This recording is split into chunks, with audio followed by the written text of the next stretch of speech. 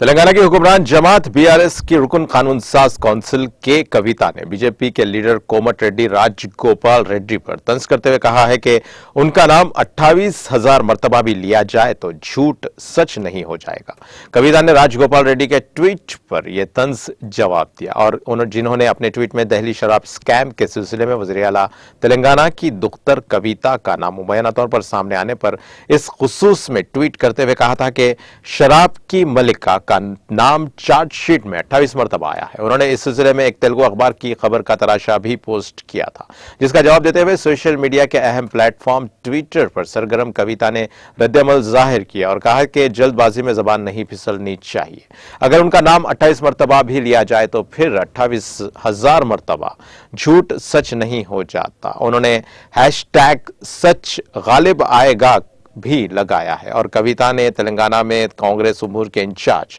मानिक्यम टैगोर को भी ट्वीट करते हुए कहा कि दिल्ली शराब मामले में उनके खिलाफ लगाए गए इल्जामात झूठे हैं और सिर्फ वक्त ही उनकी संजीदगी को साबित करेगा। यह बीजेपी की मुखासिमत वाली सियासत है, क्योंकि बीजेपी को खौफ है कि वजीर आला तेलंगाना के चंद्रशेखर राव मरकज की मुखालिफ किसान मुवाफिक सरमायाकार पॉलिसीज को बेनकाब करेंगे।